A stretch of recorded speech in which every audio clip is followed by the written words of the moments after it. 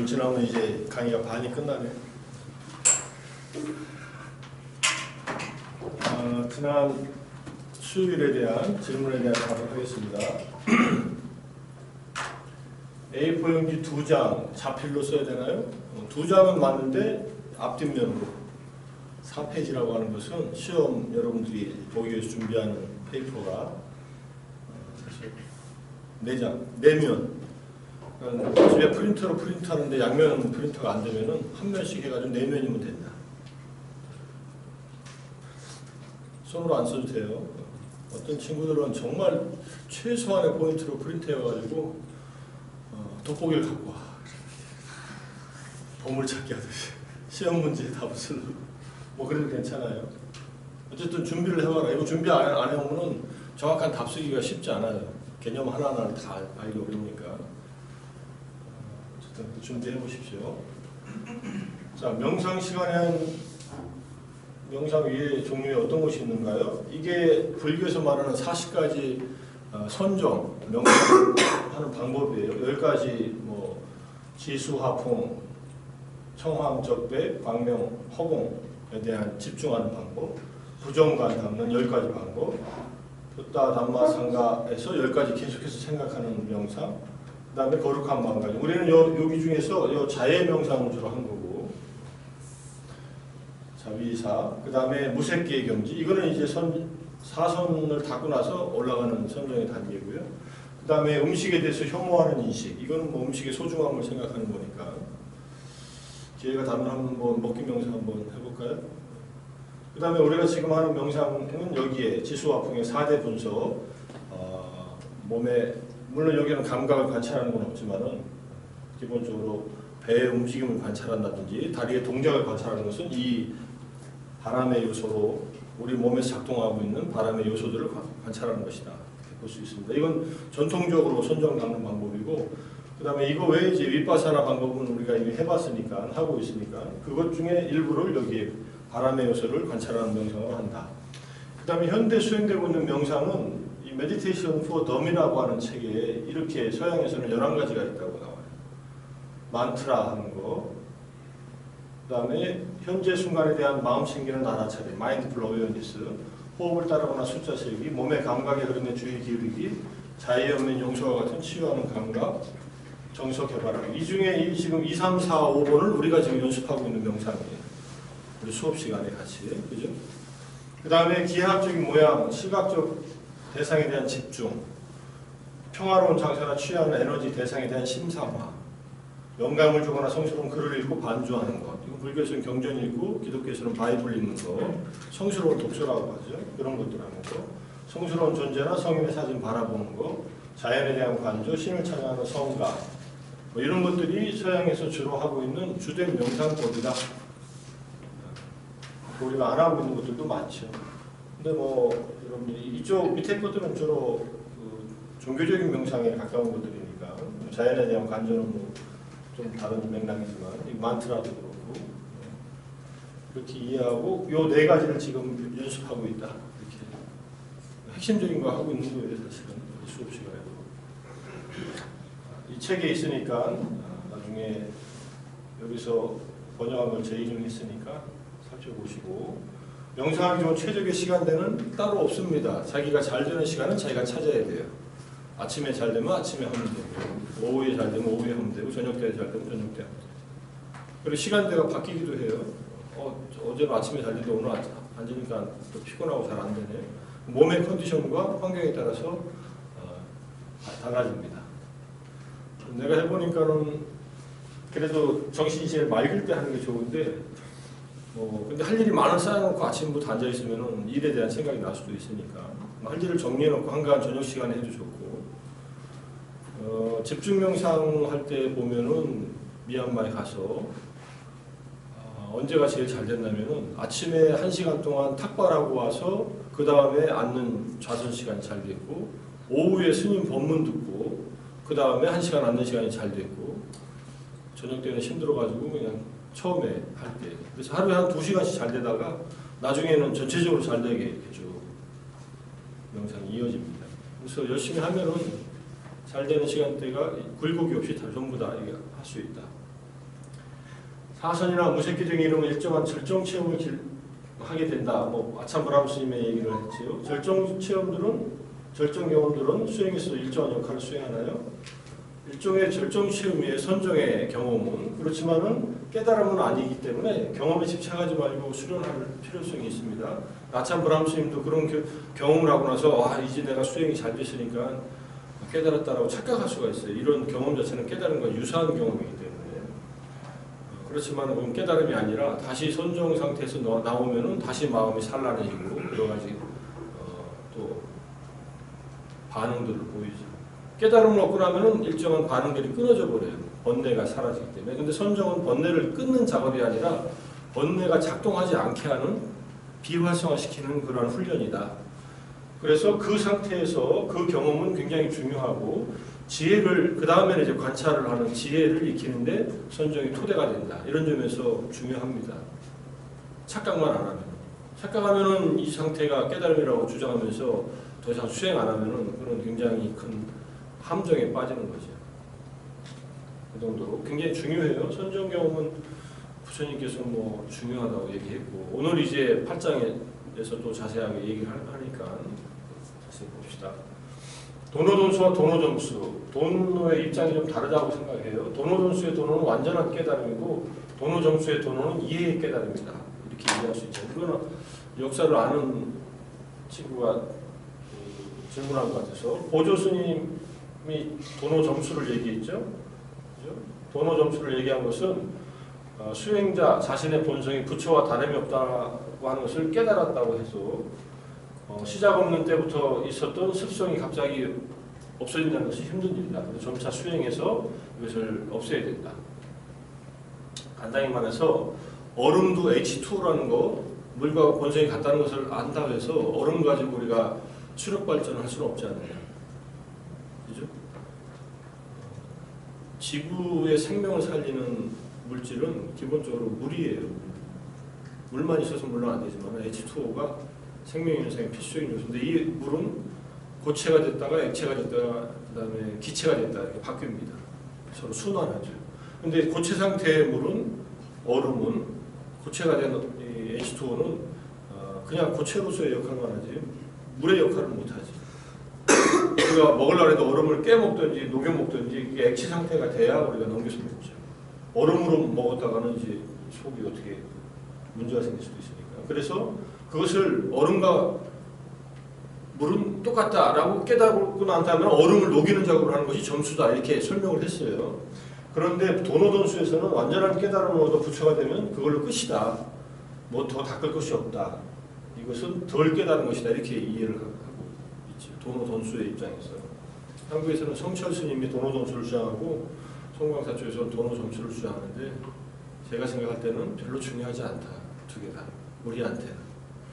이분들한테는 되게 중요한 것 같지만은 그래도 도노돈수로 하려고 해도 열심히 수행을 해야 되고 도노점수도 마찬가지로 수행을 해야 되고 이 입장이 중요한 뭐 나름대로 이유들은 있으셨겠지만 어쨌든 노력을 해야 뭐 번뇌가 사라지는데 초기 불교는 철저하게 점호점수의 형태예요. 점차적으로 점수점호의 형태야. 점차적으로 닦아서 깨달음도 단계별로 일어난다. 깨달음의 단계는 우리가 이제 10장에 가서 배울 거니까. 주하인마는 이런 화문을 이렇게 쓰는데 몸속의 기를 잘못 운용하여 맥을 타고 온몸을 돌아야 할 기가 다리나 머리에 뭉쳐서 내려오지 않는 등의 부작용을 일으킵니다. 이거는 전통적인 불교 수련과 관련이 없어요. 이거는 도가적 수련이나 기수련과 관련이 있는 현상이라고 할 수 있어요. 이런 일이 근데 수행하다가 생길 수 있죠. 생기면 이건 잘 풀어줘야죠. 사실. 기수련하다가 너무 무리를 하거나 잘못해서 기혈이 역행하고 막히는 증상. 이거 일어나면 어떻게 해요? 전 선생님? 하단절을 바라보고 응? 하단절을 바라보면서 기운을 자꾸 아래로 내려 단전으로 내려서 예. 그러면 풀어져요? 근데 계속 일단 상기된 상태니까 누워서 하단전을 어떻게 내려 근데? 그러니까 의식을 주의를 기울이나? 하단전 누워서 일단 편안하게 앉아을 취하면서 그러니까 그 누워서? 기운을 계속 이렇게 내려야 되거든요. 하단전으로 기운이 어떻게 내려지냐고 올라간 기운이 호흡을 하면서 호흡을 의식적으로 하단전으로 기운을 내려 노력을 하고 그 등산 같은 걸로 계속 몸을 움직여서 등산 아니 그러니까 기후를 계속 내려야 되기 때문에 그게 일정 시간을 계속 이렇게 걸으면서 하단전이나 아래로 계속 기후를 내려야 돼요.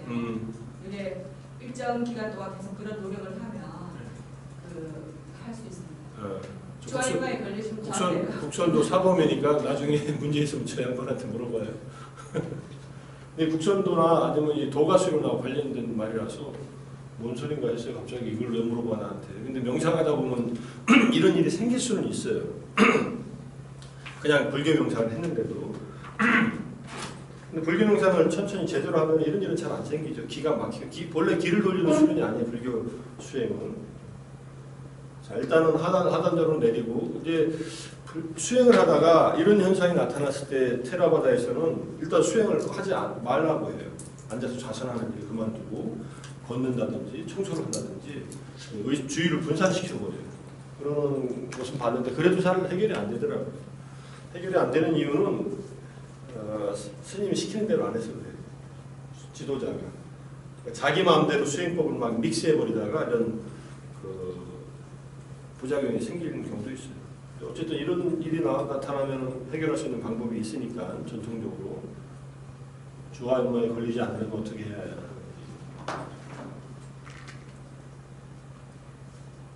야선 하나라고 일본의 백은 선사라는 분이 있어요.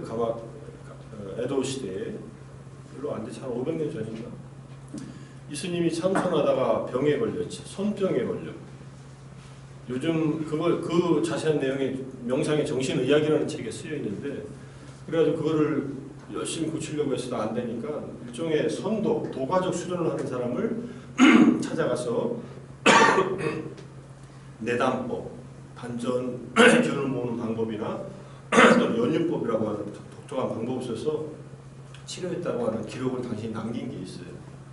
야선 하나라고 해요. 무슨 내용인지 읽고 싶으면은 그거는 이제 참선하다가 걸린 병을 도가적으로 치유한 사례예요. 중요한 사례 중에 하나예요.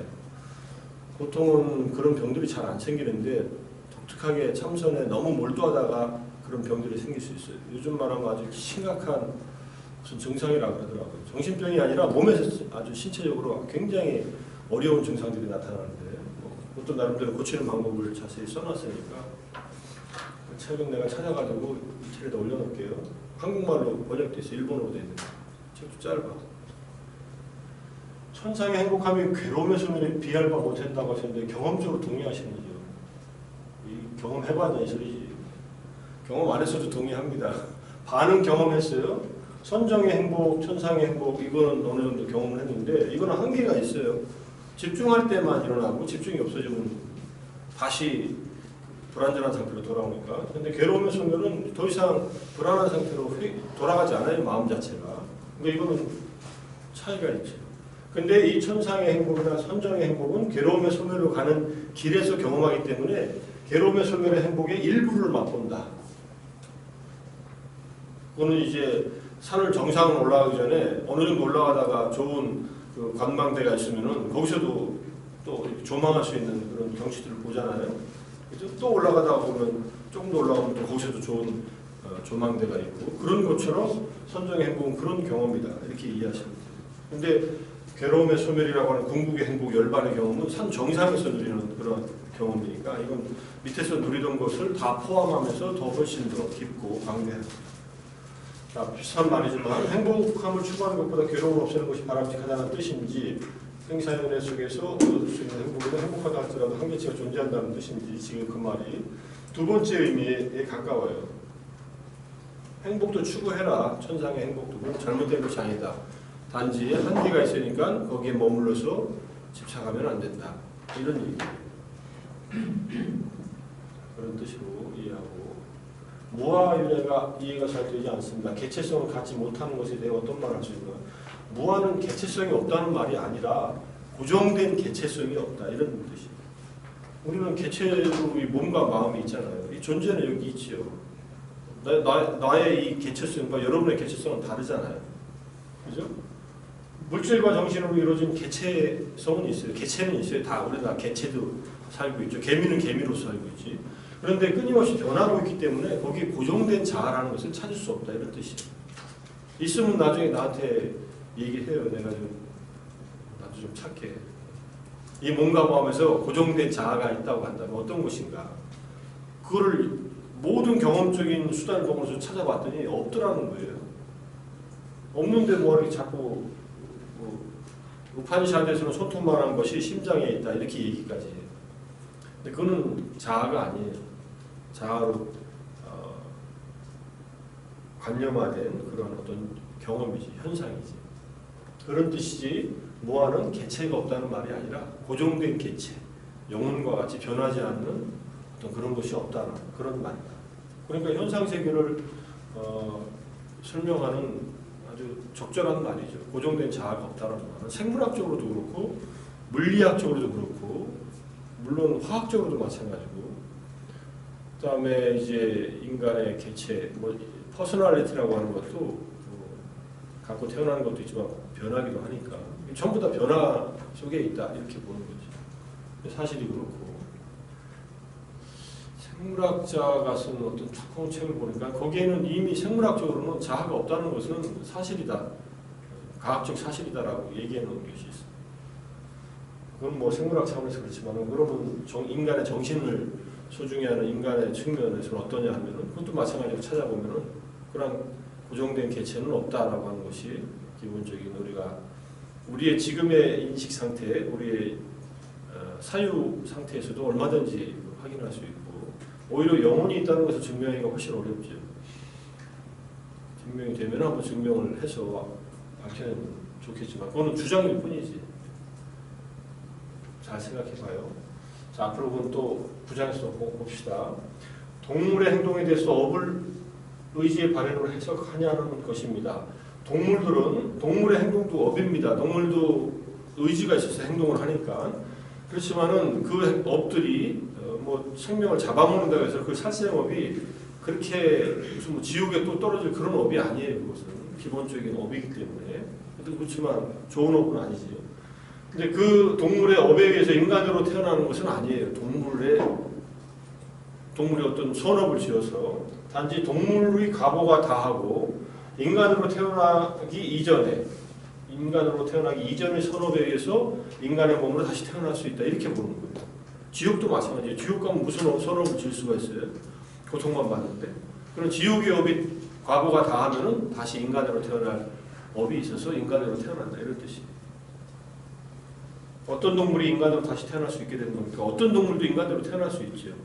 인간으로 태어날 이전의 조건이 있다면 동물의 업이 다 끝나고 모기가 인간으로 될 수도 있고 개구리가 인간이 될 수도 있고 홍수가 인간이 될 수도 있고 누구나 될 수 있죠. 근데 누가 되는지는 그 이전의 조건들이 있어야 된다. 행복의 추구를 위한 수행과 괴로움의 수행을 위한 수행은 완전히 다른 것인가? 이것도 비슷하니까 연결되어 있다. 그죠? 10가지 공덕행 전체가 행복의 추구이자 괴로움의 소멸을 위한 토대가 되는 수행이다. 그 중에서 이제 다음에 보지만 지혜가 가장 중요하다. 9가지 출세관법과 8정도와 공덕행 10가지는 어떤 관계에 있나요? 자, 10공덕행의 보시, 지계 등의 이것은 세간의 공덕이 되는 동시에 출세관법에 이르는 바탕으로 이게 작용하고 그 다음에 수행에 의해서 얻어지는 지혜가 직접적으로 출세관법의 조건이 돼요.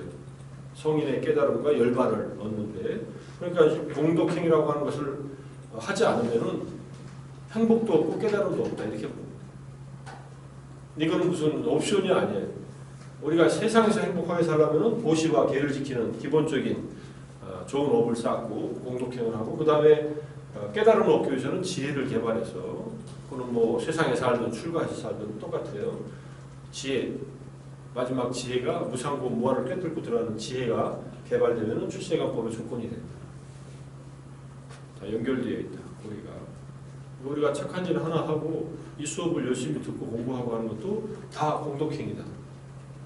청법, 법에 대해서 듣고 배우는 것, 탐구하는 것 이거 다 공덕행이다. 왜냐하면 그 이해가 나의 괴로움을 소멸하는 지혜로서 작동하는 조건이 되기 때문에.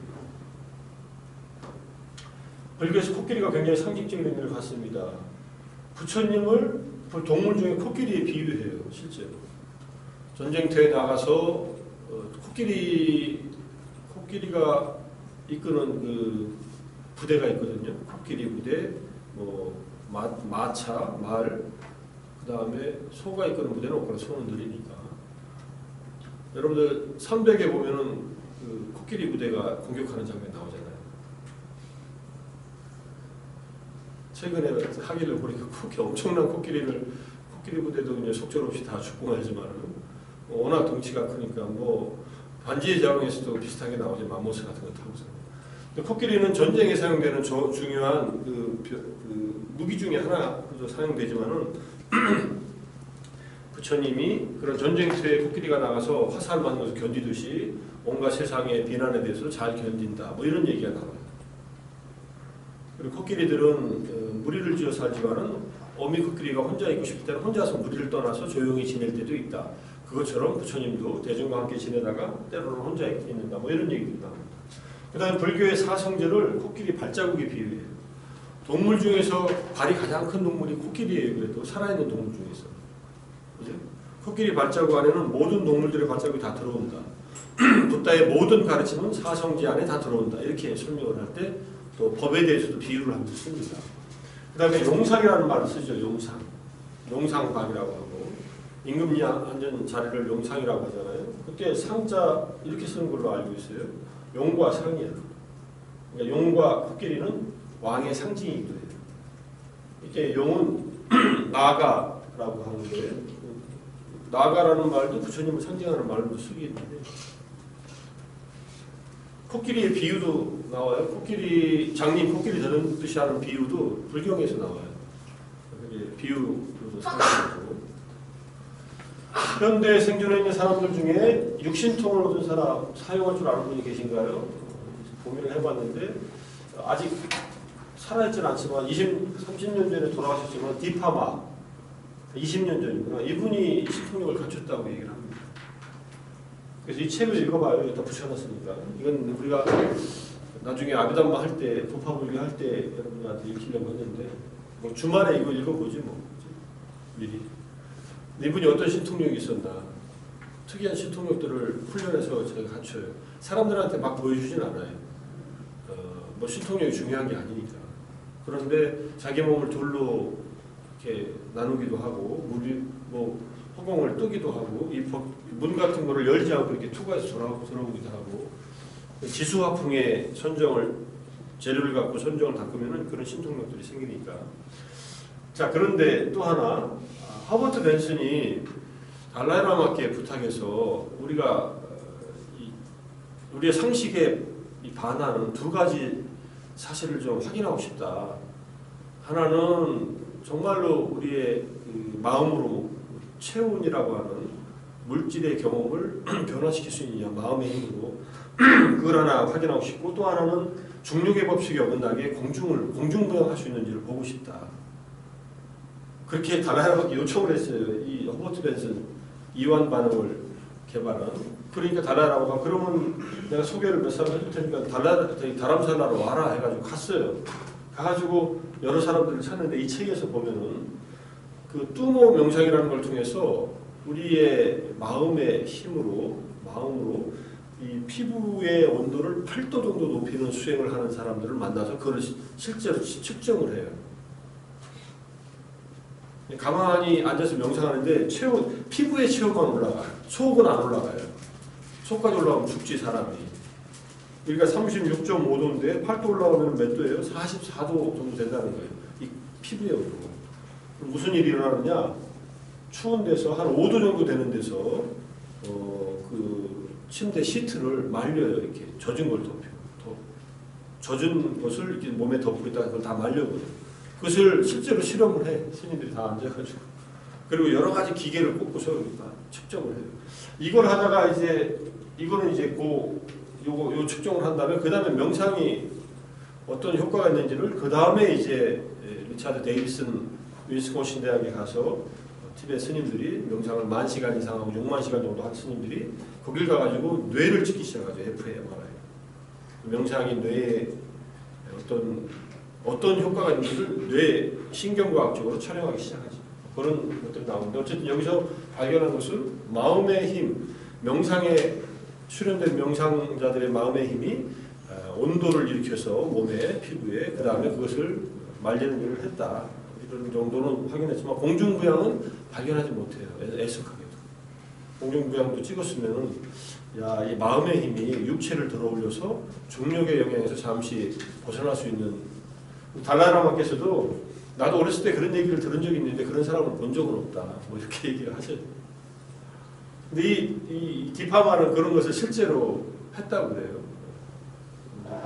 뭐 믿거나 안 믿거나 그런 걸 직접 캘커타 대학에서 실험을 해요.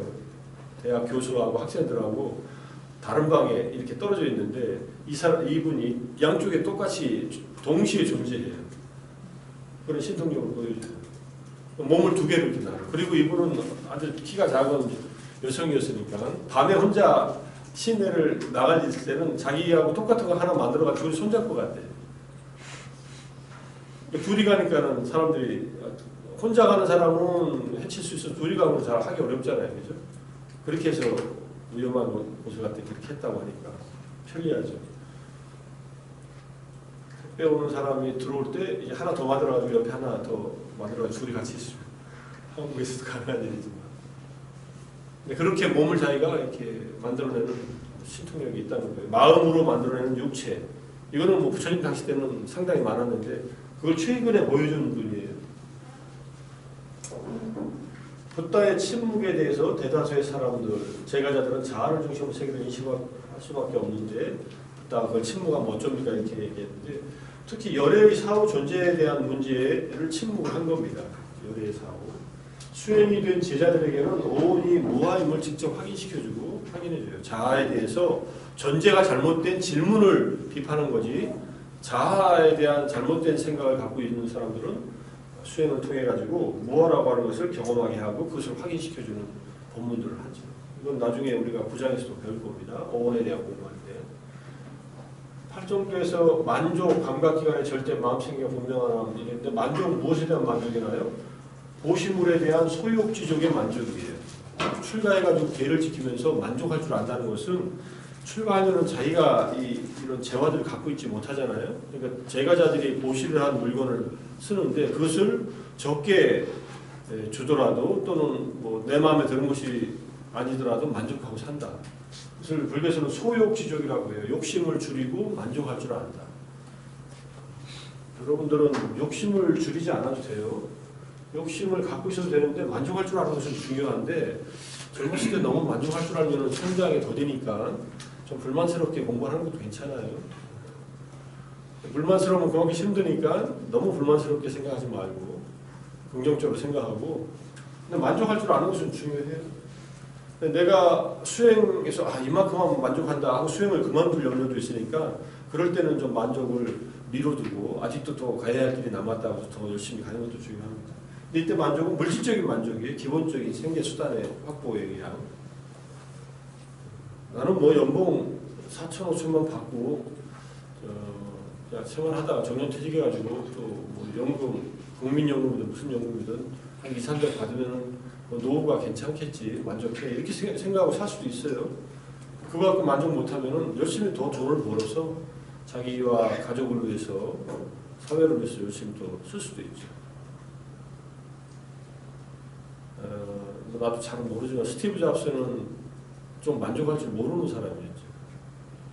그렇지만 자기 일에 충실한 사람이었기 때문에 그 사람은 돈 버는 일에는 돈이 생기는 일은 크게 관심이 없었다 그래요. 이미 20대에 뭐 억만장자가 됐으니까 우리 돈으로 하면은 뭐 몇백억 원의 재산을 이미 애플 만들어서 모았으니까 그 다음부터는 돈은 중요한 게 아니라 이 사람은 자기가 하고 싶은 일을 하고자 했고 매일 아침에 일어나가지고 오늘 내가 하는 일이 내가 정말 원하는 일인가 뭐 이걸 거울을 보고서 생각했다고 스탠포드 대학 졸업식에 가서 얘기했다고 그러잖아요. 뭐 그런 식의 자기가 잘하는 일을 몰두할 수 있는 일은 중요하죠.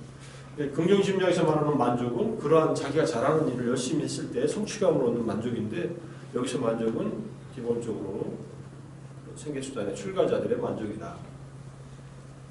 불교는 염세주의다. 재미있는 질문을 했어요. 사회의 불합리함이라 볼 수 있는 문제를 전생의 업과 관련짓고 해탈을 바라며 속세와 최대한 분리되어 수행한다는 점에서 염세주의자라고 볼 부분이 있다. 이런 부분이 있어요. 인정을 해요. 기본적으로 출가를 강조하는 면이 있다. 세상을 떠나서.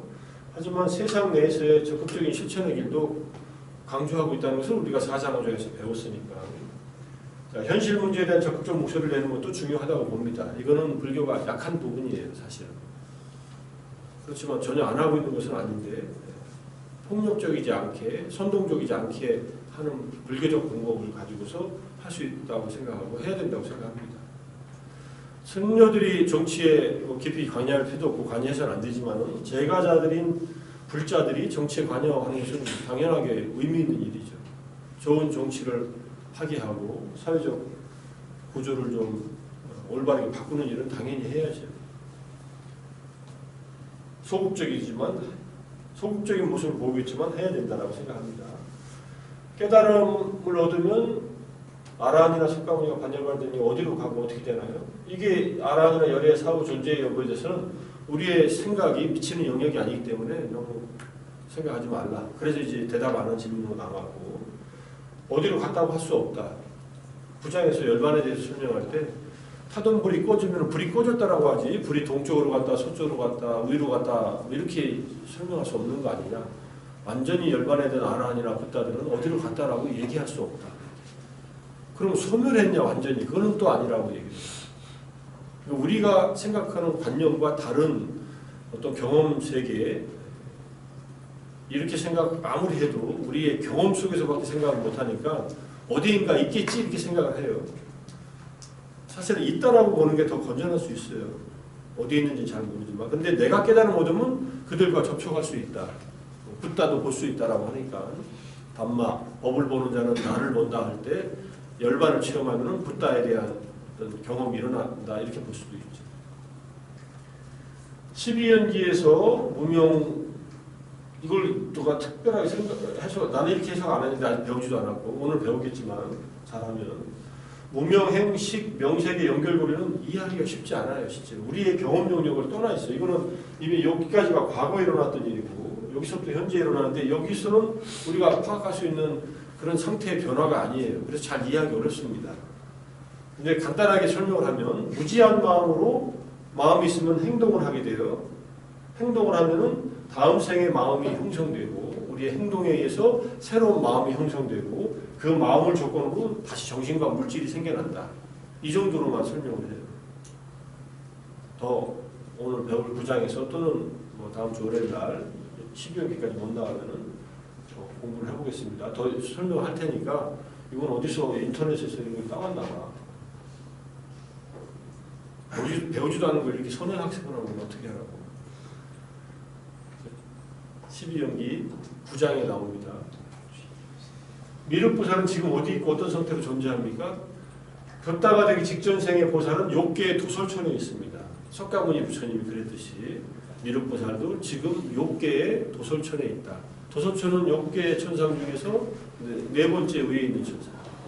도솔이라는 말, 투시타라는 말이 만족을 안다라는 뜻이에요. 지족천이라고 그래요. 아까 지족이라는 말 나왔지만 소욕 지족.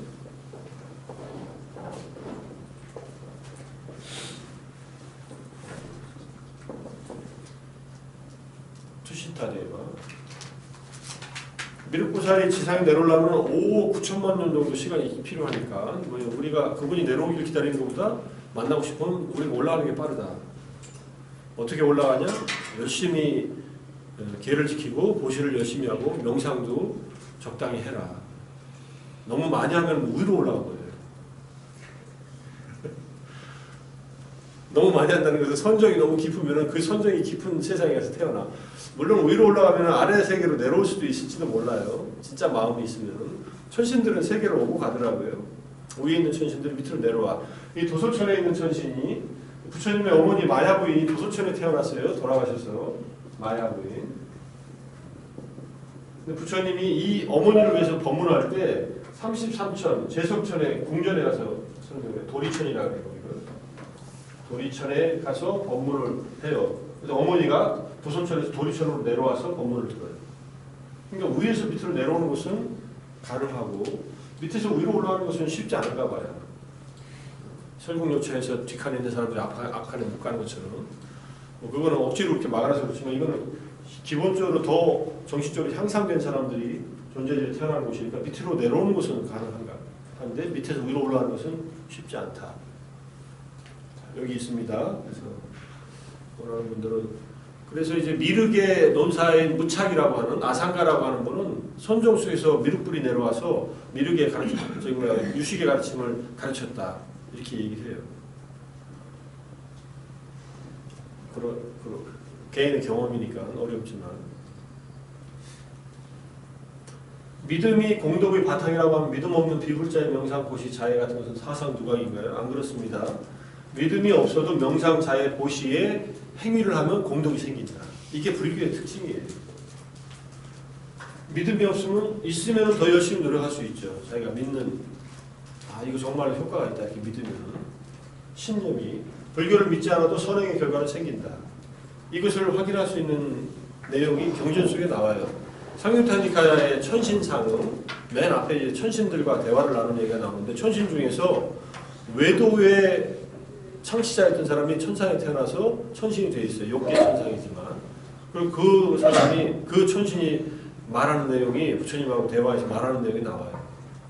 근데 외도 중에서도 단견, 허무주의를 주장하는 사람들은 이 생에서의 행동이 천상에 태어날 정도의 행동을 안 하기 때문에 어렵고 영혼을 믿는 사람들은 열심히 노력해가지고 영혼을 정화하기 위한 노력과 계율을 지키고 하는 수행을 하기 때문에 천상에 태어날 수 있다 이렇게 볼 수 있습니다. 그러니까 믿음이 없더라도 천상에 태어날 수 있다. 좀 공평하죠?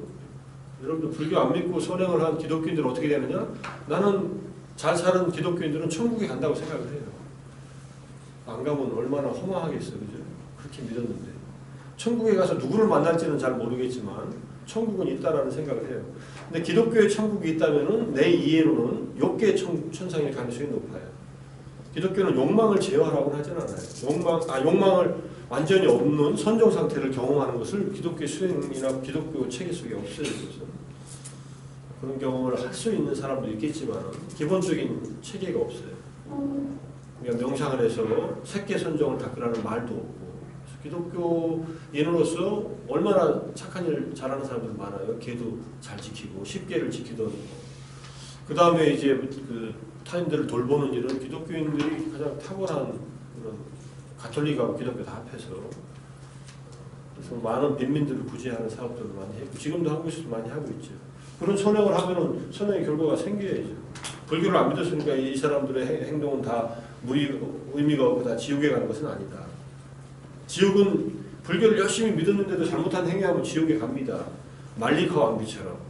말리카 왕비가 얼마나 신심이 돈독해가지고 부처님한테 늘 찾아서 법문을 들었는데 자기가 왕에게 한 잘못 때문에 죽을 때 그 후회하는 마음에 의해서 죽어서 일주일간 인간 세상으로 일주일간 지옥에 가 있었다 그러잖아요. 그러니까 믿음을 갖고 있어도 자기가 행동을 잘못한 것이 지옥에 갈 만한 조건이 되면 지옥에 가는 거예요. 이제 나중에 이제 아자타사투왕 저는 전에 한번 얘기했죠. 스승에 대한 얘기하다가 아자타사투왕도 부처님에 대한 믿음이 나중에 생기고 승단을 후원을 했지만 아버지를 죽인 잘못 때문에 지금 지옥에 있을 거예요. 당분간 지옥에 있어야 돼요. 그거는 믿음이 있어도 지옥에 가는 케이스. 근데 믿음이 있다는 것이 의미가 없다는 건 아니에요. 그리고 지옥에 가는 업이 닿으면 그때 그 이전에 들었던 법이나 자기가 한 선행으로 다시 인간으로 태어나거나 그런 수행을 할 수 있다. 그래서 부처님은 지옥에 갈 중생들, 사람들한테도 법을 설한다. 이게 씨앗을 심어놓는 일이에요. 그렇게 이해할 수 있습니다. 오치원에 대한 감각적 즐거움, 윤회를 따르는 마음의 왜곡을 통해서 즐거운 것. 윤회를 즐기는 마음의 왜곡이란 윤회 속에서 겪는 행복을 진정한 행복이라고 보는 것이에요. 왜곡이라는 말을 썼지만 마음의 왜곡은 상마가정이라는 4가지 왜곡이 있어요. 영원하다는 왜곡, 행복하다는 왜곡, 나라는 왜곡, 그 다음에 깨끗하다는 왜곡. 이걸 사전도라고 그래요. 4가지 전도 몽상할 때 전도. 그걸 왜곡이라고 쓴 거예요. 온의 경험을 영원하다, 행복하다, 자하다, 깨끗하다라고.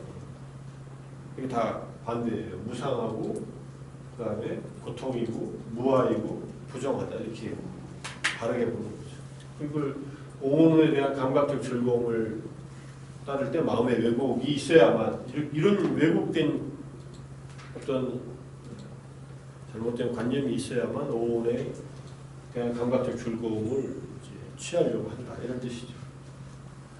흡연하지 말라는 가르침 육체적 고통과 괴로움 때문인가요?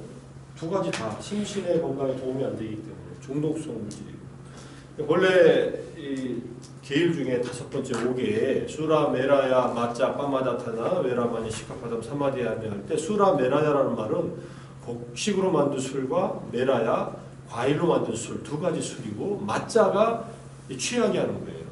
마짜는 그냥 일반 술이라고 하고 우리를 취하게 하는 거.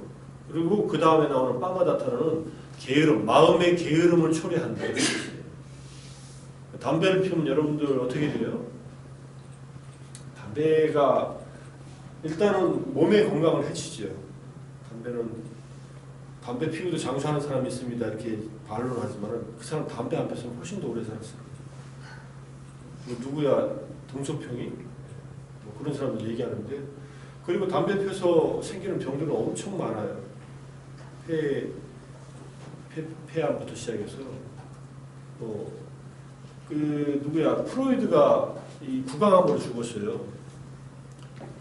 입에서 혀 안인가 여기서 암이 생겨가지고 시가를 많이 폈잖아요. 죽을 때까지 시가를 피고 죽어요. 그 사람이 담배를 안 폈다 그러면은 정신적인 괴로움 때문에 일찍 죽었을 수도 있겠지.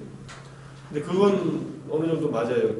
비관적인 것보다 차라리 담배 피고 마음이 좀 가라앉는 게 더 오래 사는 데 영향이 될 수도 있다. 비관적인 것이 흡연보다 더 해롭다 이런 얘기는 심리학자들이 합니다. 그러니까 심신의 마음에 약간의 위안을 가지려고 담배 한 대 피면서 위안을 얻는 건 좋은데 잘 모르겠어요. 담배 피우고 나면 위안이 되나? 담배 피우면 한 대 피면은 그래도 한 3분은 마음이 가라앉아요? 나는 잘 모르겠어요. 어쨌든 뭐 도움이 안 되기 때문에 그렇고 중독성 물질이다. 니코틴 과다 복용하면 죽습니다. 니코틴 주사 놓으면 사람 죽어요 그냥. 니코틴은 아주 독성이 강한 살충제예요. 내가 이제 농업 배울 때 니코틴이 들어간 농약들이 있어요. 다 이게 벌레들 죽이는 약이에요. 최근에 어디 암 많이 발생한 마을 거기에 비료 만드는 공장에서 이 담배를 이렇게 쪄가지고 내는 연기 때문에 그 사람들이 전부 다 많은 사람들이 암에 걸려서 피해를 본 거예요. 열반에 이르러 마음을 완전히 다스릴 수 있다면 통증이나 어찌되었던 감각과 마음의 작용인데 통증 그 자체가 없도록 다스릴 수 있나요? 통증은 마음의 작용이 아니라 감각이에요. 감각을 느끼는 거죠. 몸이 아픈 거는. 데바다타가 바위를 굴려가지고 부처님 발등을 찍었어요. 돌조각이. 그래서 발이 깨져요. 부처님 발이. 아마 뼈가 부서지지 않았지만은 발에서 상처가 나가지고 피를 흘렸다는 나와요. 부처님 혼자서 걷기 어려워서 제자들이 부축했어요. 이렇게.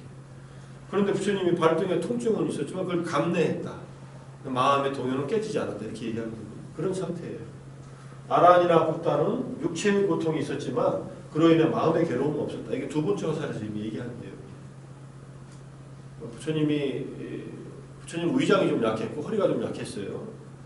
전생에 이유가 있다고 하지만 허리가 아프면은 나 허리가 불편하니까 제자 아난존자나 사리푸타 존자한테 대신 법을 설하라 이렇게 얘기하고 좀 누워서 쉬시기도 하고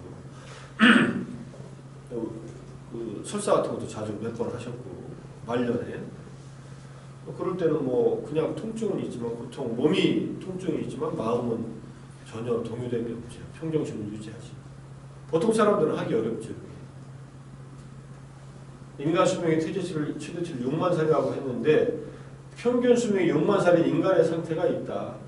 비유가 아니라 그렇다는 거예요. 지금은 우리가 점점 수명이 좀 늘어나서 100세 시대에 150살까지 산다 이렇게 얘기하지만 이거는 의학의 발달해서 그렇지만은 인간들이 수명이 긴 시대에 존재들도 있다 이런 뜻이에요.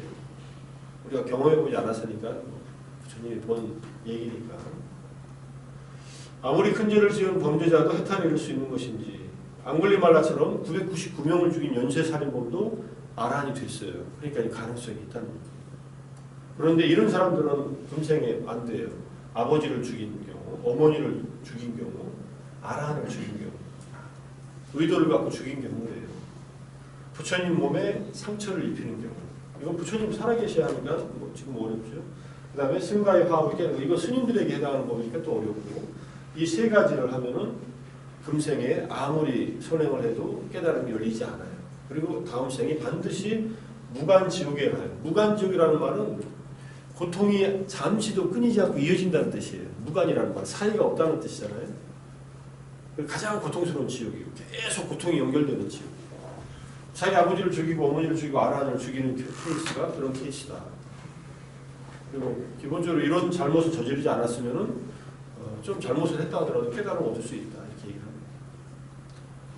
살인자. 그래서 연쇄 살인범 이런 사람들이 자기 부모를 죽이지 않았으면은 이 생에 그 사람들이 수행해서 깨달음을 얻을 수 있다는 얘기예요. 여러분들 이만큼 흉악한 짓 안 했잖아요. 사람을 아직 죽인 적 없죠? 이것도 한 적이 없잖아. 죽인 적 없으면 이게 해당하지 않는 거야. 그러면 뭐 언제든지 가능성이 있다. 언제 열릴지 모르지만 그렇게 생각하고 수행을 하면 됩니다. 명상서감 대충 보면 스스로 걷기 명상 함께 할 때가 더 집중이 잘 되었던 것 같다. 아직 걸음마를 떼는 순간에 내가 혼자서 걸음마 해봐가는 게 잘 안 느끼지. 많은 친구들이 이렇게 써놨어요. 이 친구는 가장 집중이 잘 되었다. 이거는 이제 좌선할 때 얘기인 것 같아요. 종소리가 좋았다. 집중하기까지 걸리는 시간이 점점 줄어들고 있다. 좋습니다. 마음 챙김 명상, 자유 명상을 하고 눈을 감고 수행을 해봤다. 조금은 익숙해지는 것 같은 생각이 들었다. 명상보다 더 얻어갈 수 있는 것이 있었다. 잡념의 존재를, 졸음의 존재를 알고 알아봄으로써 평정의 상태로 가는 방법을 새로 알게 되었다. 훌륭해요. 여러분들은 아주 자습 능력이 탁월해요. 자연스러운 나의 몸의 상황을 지켜보는 법을 배웠다. 좋습니다. 의식의 흐름이라는 강에서 떠내려오는 기억들을 굳이 움켜쥐거나 수장시키려고 하지 않고 그대로 떠나가면서 지켜보았다. 잘했습니다. 졸음이라서 좌선에 잘 집중하지 못했다. 걷기 명상에 전보다 더 집중이 잘 됐다. 실제로 제 마음속에 많은 변화가 생겼다라는 느낌은 들지 않았지만 또 그 다음에 똑바로 앉기 어려웠다. 똑바로 앉기 어려워도 똑바로 앉아버릇 하세요. 똑바로 앉아서 어려운 것은 자세가 잡혀가면서 점점 없어지지만 삐뚤어 앉아서 편한 것은 가면 갈수록 몸이 망가져요. 척추 측만증이 생겨요. 걷기 명상을 하며 자유 명상을 같이 해보았으나 다리의 움직임에 집중하면 모든 생각이 사라지고 마음이 고요해졌다. 어떻게 모든 생각이 사라져? 나보다 더 나은 것 같아. 잘했습니다. 자유 명상을 하다가 다시 다리 걷는 동작으로 가도 괜찮아요. 한강에 나가서 걷기 명상에서 걸음에 좀 더 집중할 수 있습니다. 좋습니다. 밤에 저녁에 한강에 나가면 밤에 나가는 건 좋죠. 지난 6월에 한강 걷기 명상 6월 2일 날인가 했는데 낮에도 걸으면 좋더라고요. 어느 때 명상도 집중이 잘 되었던 것 같습니다. 좋습니다. 혼자 각자의 방식대로 명상하는 시간이 오히려 가이드가 없어 좀 어려운 미숙한 단계인 것 같다. 아직 그럴 수 있지만 이것도 연습하면 된다. 줄넘기 명상, 조깅 명상 하지 마세요. 줄넘기 하고 조깅 하세요. 줄넘기 하면서 명상이 돼? 조깅하면서 천천히 뛰면 조금은 가능한데 그래서 걷기 명상을 하라고 하지 달리기 명상 같은 거는 그냥 달리면서 좋은 마음을 이렇게 자유 명상 정도 해요. 내가 행복하고 평화롭기를 그 다음에 같이 뛰는 모든 사람들이 행복하고 평화롭기를 이 정도. 마음은 깨끗해지니까 기분이 들었다. 어느 정도는 가능할 수 있는데 조금 어렵습니다. 몸을 격하게 움직이면서. 조금씩 명상하는데 익숙해집니다. 아직 자연스럽게 명상하지 못하고 있는 것 같습니다. 내가 한 명상이 진짜 명상인지 잘 모르겠다. 그냥 걷고 그냥 눈 감고 절에서 하는 명상이 매우 기대된다. 기대하고 갑시다. 자기가 명상을 잘했는지 못했는지는 명상을 하는 과정과 끝난 다음에 자기가 어느 정도 알 수 있어요. 잘된 명상은 마음이 훨씬 명료해지고 상쾌해지고 잘 조는 명상도 굉장히 상쾌해져요. 졸면서 명상을 시도하면 돼요. 졸음에 빠져있지 말고 그럼 계속 졸으면서 나와서 또 명상하고 명상을 하면서도 해야 할 일을 잊지 못해 힘들었다. 그래서 해야 할 일을 명상하면서 할 것도 아닌데 계속 떠오르죠. 이게 아직 해결 안 된 과제들은 머릿속에서 계속 떠오르게 돼 있어요. 그럴 때마다 계획, 생각 이렇게 알아차리고 다시 돌아오면 돼요. 어차피 지금 할 일도 아니고 할 수 있는 일도 아니면은 알아차리고 지금 현재의 경험에 돌아온다. 자연스럽게 흘려보는데 더 집중하고 싶다. 그렇게 훈련하면 이게 됩니다. 발이 땅에 완전히 닿잖아. 누가 키가 이렇게 작아? 여기에 앉았는데 발이 땅에 안 닿아? 우리 반에 그런 친구가 있나? 그거 어떻게 하나? 의자는 좀 짧은 걸 앉아. 나 잘 모르겠어요. 이거 무슨 높은 스툴이 앉아서 그런가? 그러면은 두 다리를 이 의자 위로 다 올려버려요, 그냥. 이렇게. 그러면 되지, 그죠? 제대로 하고 있지 않다는 생각이 들어 불안정한 마음이 생긴다. 허리를 꼿꼿이 펴는 걸 강조하니, 뭐, 불안정해질 필요 없어요. 다시 허리를 꼿꼿이 펴면 돼. 허리를 바르게 펴고, 자세를 안정되게 갖고. 근데 또 구부러지면 또 펴. 계속 그 상태가 반복되다가 자리가 잡힙니다. 잠깐의 명상으로 두통이 나는 것은 아니지만 짜증이나 귀찮음을 가라앉을 수 있었다. 좋습니다. 가슴이 답답하게 막히다 뚫리는 느낌. 잠깐의 명상도 효과가 있다니까. 은사 선생님에 대한 감사한 마음이 언제 있었는지 생각을 해봤다. 감사한 마음을 생각한 다음에 그들을 향한 자애의 마음을 일으키는 거예요. 자애 명상은. 아, 고맙다 이러고 있는 게 아니라 고마운 선생님께서 행복하고 평화롭게 이렇게 하는 거예요. 이건 감사 명상이 아니에요. 고마운 대상을 향한 자애 명상이지. 끝. 자, 내가 답한 것 중에 뭐 대답이 좀 덜 된 거. 어떤 학생이 개인적으로 질문한 학생이 있는데 여기다 넣지 않았어요. 미얀마 가고 싶다. 어떻게 가면 되냐 해서 여러분들 갈 수 있고. 근데 이제 이 수업만 듣고 미얀마 가기는 좀 수련이 좀 약하니까 8월 말에 한 4박 5일 하는 일주일 4박 5일 하는 명상을 참여한 다음에 미얀마 갈 수 있게 해줄 테니까 가려면 같이 가요. 비용이 좀 들어. 150만 원 정도. 비행기 값하고 모든 비용 다 들어서 한 달간 있다 와야 되고 12월 24일에서 1월 24일 설날 전날에 들어오는 걸로. 더 있고 싶으면 더 연장해도 돼요. 처음부터. 간다고 생각하니까 여러분들이 간다니까 반가워서 한마디 합니다. 자, 좀 쉬고 아직 안 더우니까 밖이 그죠? 1시간 했으니까 걷기 명상 좀 하고 올까요? 자, 지금부터 한 15분 정도 15분 좀 짧나? 좀 더 하고 올까? 지금이 9시 3분이니까 13분이죠? 그러니까 9시 반까지 아주 넉넉하게 27분 정도. 너무 긴가? 27분간 명상하고 와요. 밖이 더우면은 실내에서 복도에서 해도 돼. 자, 두 번째 혼자 하는 명상. 자연 명상을 해도 좋고 걷기 마음 챙기는 명상도 좋습니다. 피로도 풀 겸 한 25분간 명상하고 와요.